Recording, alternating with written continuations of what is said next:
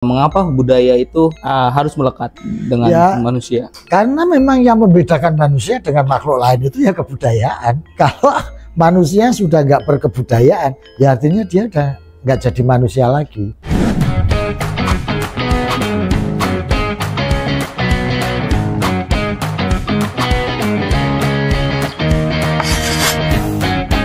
Bismillahirrahmanirrahim. Assalamualaikum warahmatullahi wabarakatuh. Waalaikumsalam. Kembali lagi bersama saya Diva sebagai co-founder Venus Muda. Hari ini tentunya masih dalam suasana lebaran. Saya sebelumnya minal aidin wal faizin, mohon maaf lahir dan batin untuk teman-teman semua Venus Forum yang hari ini nonton. Kali ini kita akan membahas tema yang begitu melekat dengan diri kita. Tentunya budaya adalah kehidupan kita sehari-hari. Apalagi Indonesia yang beragam budaya, maka kita perlu menelisik lebih dalam terkait bagaimana budaya hari ini. Tentunya saya tidak sendiri. Hari ini saya ditemani oleh budayawan yang sering kita kenal, Pak Ngatawi Al-Jasro. Kira-kira mungkin bisa langsung perkenalkan lebih dekat dulu kepada Bapak. Silakan Pak. Ya, saya Sastro, kebetulan sekarang menjabat sebagai Kepala Makara Art Center Universitas Indonesia, juga Wakil Ketua Lesbumi PBNU. Biasa ngamen, pekerjaan sehari-hari sih ngamen, tapi kadang nyambi jadi dosen, jadi narasumber di beberapa forum, dan sambil menulis, kira-kira itu. Masya Allah. Saya kemarin nih sebanyak lebih riset tentang Bapak nih, ya kan, terkait bagaimana Bapak dalam dunia gerakan dulu mungkin, terus jalan Bapak kenapa memilih budaya, salah satu pilihan dakwah, gerakan dakwahnya, lalu juga beberapa buku yang menurut saya menarik terkait Gus Dur, ya kan, terus muhasabah itu, mungkin Bapak bisa perkenalan dulu lebih detail gitu Pak terkait bagaimana sosok Bapak. Ya itulah saya seperti itu, kadang nulis, kadang menjadi narasumber, tapi ya pekerjaan aslinya ya sebagai pengamen sih sebetulnya, karena saya lebih banyak bergerak di bidang kebudayaan, kesenian, kemudian aktif menjadi terlibat dalam beberapa gerakan kebudayaan, ya terutama untuk kebudayaan yang berkait dengan seni-seni tradisi, kemudian juga misi-misi kebudayaan, menyuarakan spirit perdamaian, persaudaraan melalui jalur kebudayaan, baik di masyarakat Indonesia maupun di masyarakat internasional. Itu menarik sekali ya sebetulnya ya teman-teman. Tapi sedikit saya coba mengajak Bapak untuk kita throwback terlebih dahulu gitu ya Pak ya. Tentunya memang Indonesia tidak pasti melekat dengan budaya, ya kan, di beragam budaya. Menurut Bapak sendiri, mengapa budaya itu terus harus melekat dengan manusia? Karena memang yang membedakan manusia dengan makhluk lain itu ya kebudayaan. Kalau manusia sudah nggak berkebudayaan, ya artinya dia udah nggak jadi manusia lagi. Karena misalnya kita beragama, ya beragama tapi yang tidak berkebudayaan, ya kita beragama kita atau beriman kita itu ya antara jadi malaikat atau jadi iblis. Karena iblis itu ya sosok makhluk yang beriman tetapi nggak berkebudayaan gitu.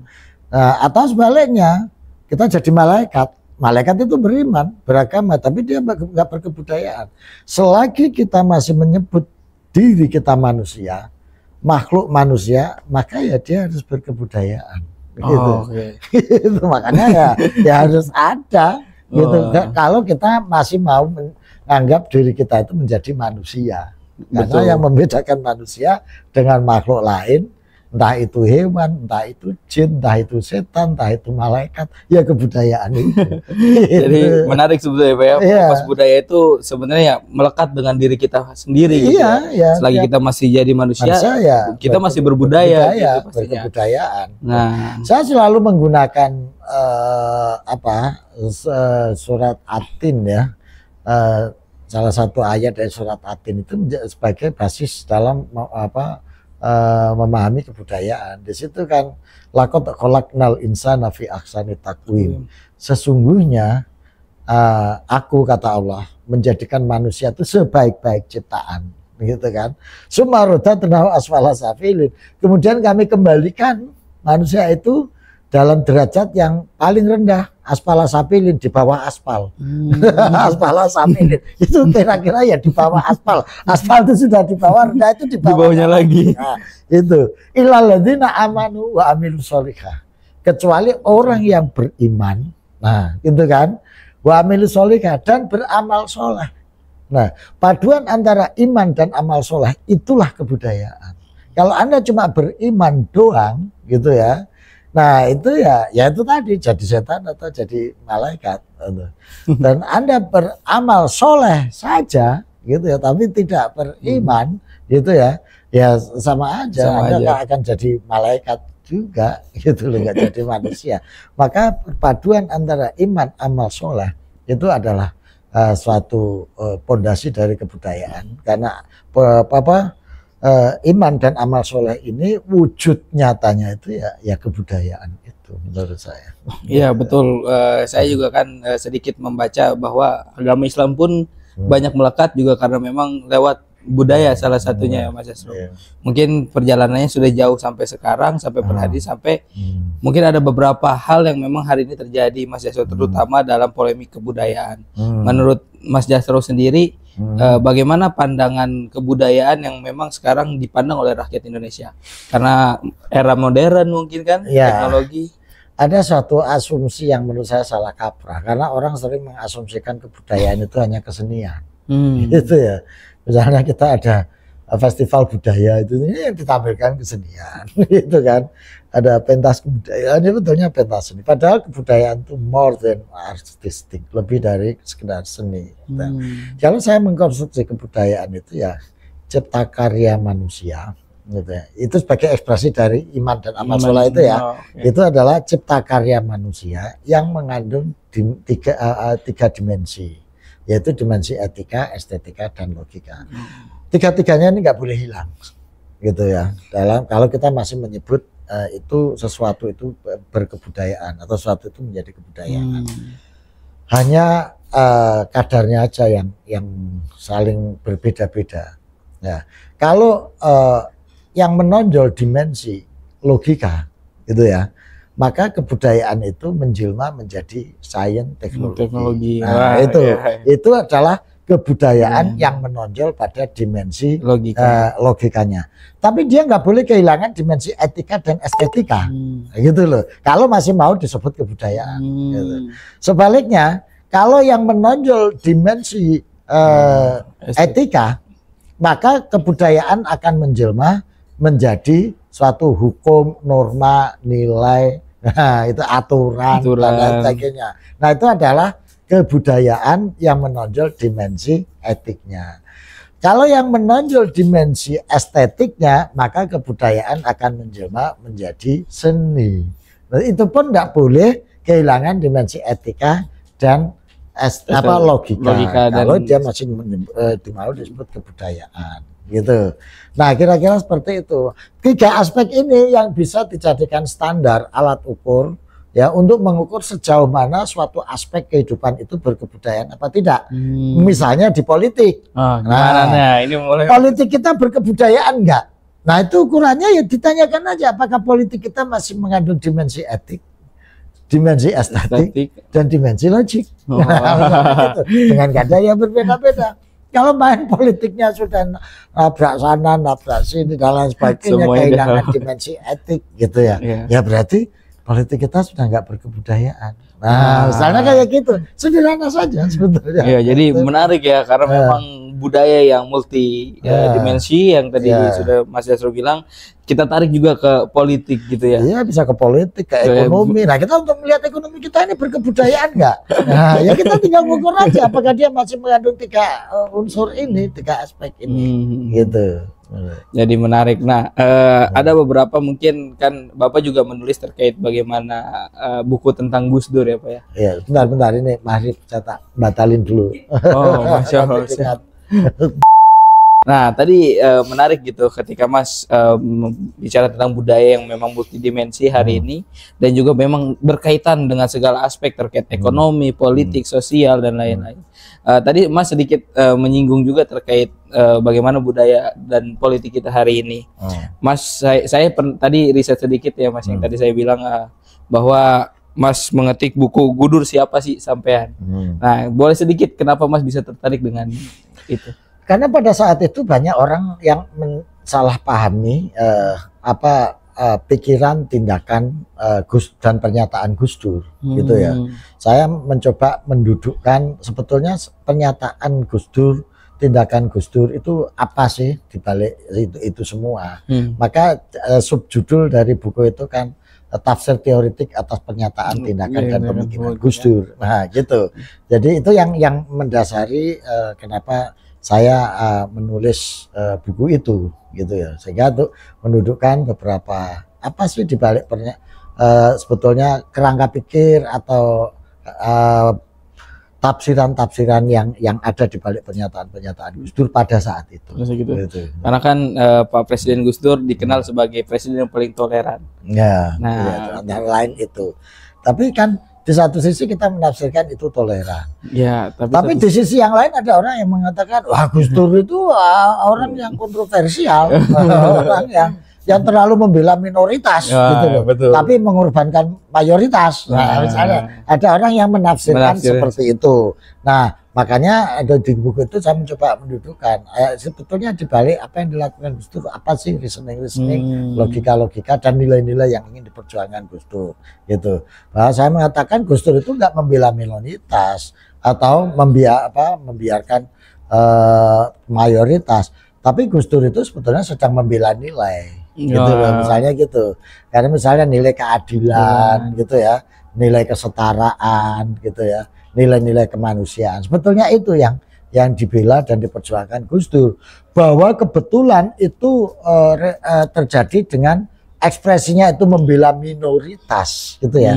Itu karena terjadi suatu proses ketidakadilan gitu, terhadap minoritas, gitu. Padahal sebetulnya mayoritas juga dibela Gus Dur kalau itu terkait dengan tindakan-tindakan yang ketidakadilan, gitu.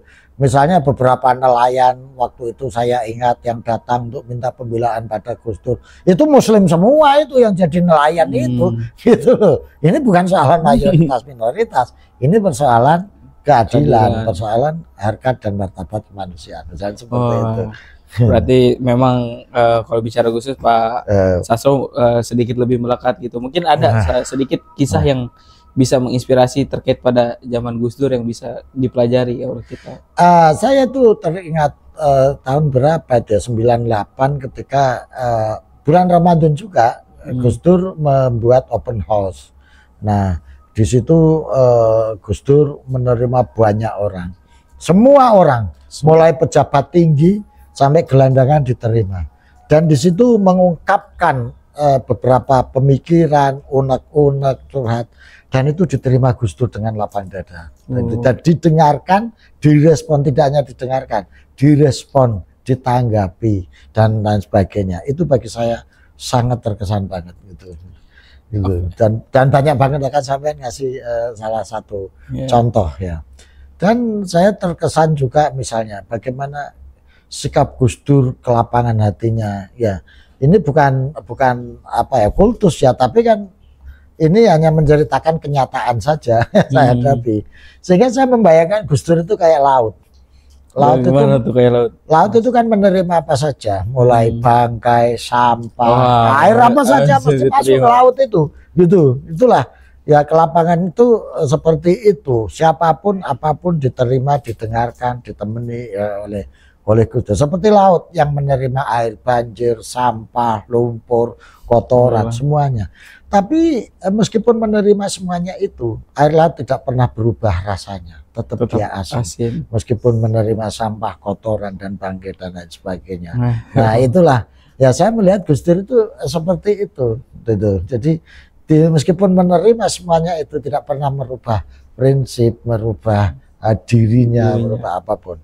Nah, yang menarik air laut itu meskipun setelah menerima semuanya itu, tapi semuanya dia olah, dia asah oleh alat itu, dan kotoran itu akan dibalikkan kembali di pantai. Wah, Jadi kotoran nanti balik lagi ya, betul. Jadi ya begitulah ya, itu. Oh, menarik memang. Itu yang saya pahami ya.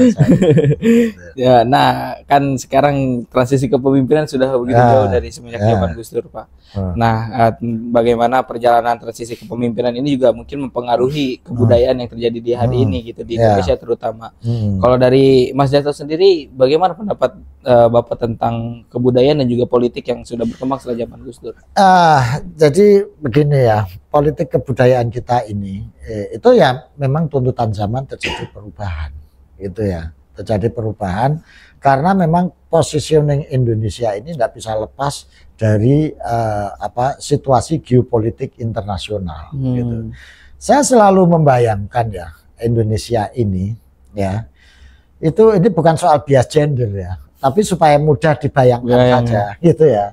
Saya selalu mengumpamakan dan membayangkan Indonesia ini seperti seorang perempuan yang cantik, molek, indah, dan janda. Kenapa ikut janda? Karena punya anak. Gitu ya. Jadi karena cantik, molek, semok, sehingga perempuan ini selalu menarik perhatian orang lain. Gitu. Nah, itulah Indonesia, gitu. Jadi Indonesia ini seperti putri yang cantik, molek, indah, sehingga mustahil untuk tidak membuat orang lain tertarik terhadap Indonesia ini, gitu ya. Karena tertarik, gitu ya, maka akhirnya dia berusaha mendekati, merayu dan lain sebagainya itu. Nah, kenapa saya bilang janda? Karena dia punya anak. Kebetulan anaknya masih kecil-kecil. Nah, gitu loh. Karena anaknya masih kecil-kecil, ada yang dewasa, ada yang remaja. Apa kira-kira seperti itu. Saya ini sosiolog, sehingga selalu membayangkan sesuatu itu berdasarkan tahapan-tahapan sosiologis, gitu loh. Kalau pakai terminologinya August Comte misalnya, masyarakat itu kan mengalami evolusi mulai dari yang teologis, metafisik sampai ke fungsi modern ya, gitu logis. Ya, gitu logis. Nah, yang metafisik, yang teologis ini juga ada 3 fase juga, ada yang fetisisme, politeisme, monoteisme. Nah, itulah kira-kira seperti itu. Nah, saya menyebut anak-anak itu sebetulnya anak dalam pengertian tahapan sosiologis itu, gitu loh. Jadi masyarakat kita itu ada yang fasenya mulai dari yang fetisisme sampai yang sudah modern positivistik itu ada. Itulah anak-anak dari Ibu Pertiwi Indonesia itu tadi. Kenapa saya bayangin perempuan itu tadi, gitu kan. Nah, ketika para orang yang tertarik terhadap kecantikan sang ibu itu tadi datang ke sini, gitu ya. Nah, anak-anak itu kan ada yang masih kecil, cuma dikasih permen, dikasih mainan, dia sudah merasa senang, dia nggak peduli ibunya mau diapain, nggak waspada. Nah, itu ya. Ada juga anaknya yang sudah agak gede, gitu ya. Tahu, wah ini om ini mau datang ke sini, ini mau. Nah, akhirnya omnya itu ya ada yang diperesin, ada yang diajak negosiasi, macam-macam gitulah, gitu loh. Nah, situasi inilah yang mempengaruhi kondisi sosial cultural inilah yang mempengaruhi situasi politik pada setiap zaman, termasuk era kekinian saat ini, gitu. Dan itu dipahami betul oleh Gus Dur situasi yang seperti itu. Jadi misalnya ketika Gus Dur keliling ke luar negeri begitu dilantik, nah, itu kan dikritikin banyak orang. Gus Dur ini presiden yang suka jalan-jalan. Itu waktu saya tanya, itu ngapain sih Gus sampai ini jadi presiden kok malah keliling ke luar negeri? Gus Dur ya bilang,